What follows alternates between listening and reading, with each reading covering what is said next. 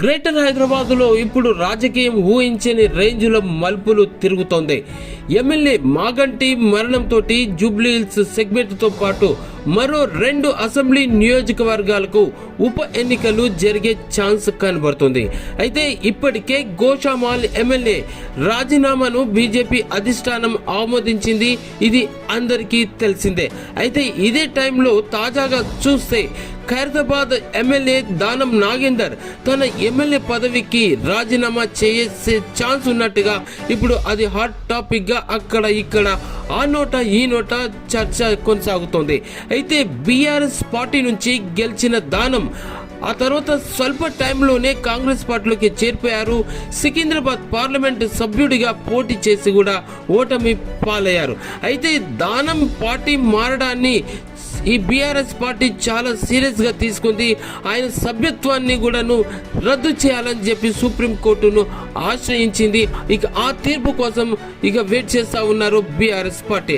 అయితే ఇదే నేపథ్యంలో కోర్టు ఒకవేళ తన శాసన సభ్యత్వాన్ని కనుక రద్దు చేస్తే ఆదేశాలు అవి ఇచ్చే కంటే ముందే ఎమ్మెల్యే పదవికి రాజీనామా చేయాలనే ఉద్దేశంతో దానం ఉన్నట్టుగా ఆ పార్టీ కార్యకర్తల్లో వర్గాల్లో కూడా చర్చ జోరుగా నడుస్తుంది. అయితే ఈ నెలకారులోగా దానం తన ఎమ్మెల్యే పదవికి రాజీనామా చేశాననేటువంటి టాక్ కూడా వినబడుతుంది.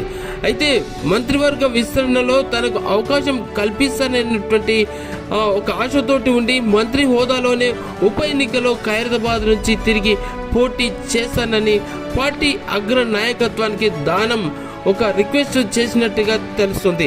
మొత్తానికి చూస్తే జూబ్లీహిల్స్ లో కూడా కాంగ్రెస్ అభ్యర్థిని గెలిపించుకోవాలని కాంగ్రెస్ తీసుకుంటుంది. అట్లనే దానం నాగేందర్ కూడాను తన భుజాల మీద వేసుకుంటానన్నట్టు చెప్పినట్టుగా ఒక సమాచారం కూడా తెలుస్తుంది. మొత్తానికి కాంగ్రెస్ అధిష్టానం ఎలాంటి చర్యలు తీసుకుపోతుందనేది ఇప్పుడు ప్రస్తుతం కాంగ్రెస్ శ్రేణుల్లో చాలా ఆసక్తిగా మారింది. తాజా పరిణామాల నేపథ్యంలో చూస్తే ఇటు జూబ్లీహిల్స్ అటు గోషామాల్ ఈ 2 కాన్స్టిట్యుయెన్సీలో ఒకవేళ దానం గనక రిజైన్ చేస్తే ఖైరతాబాద్ తో కలిపి మొత్తం 3 సెగ్మెంట్లకు ఒకేసారి ఉప ఎన్నికలు జరిగే అవకాశం ఉంది.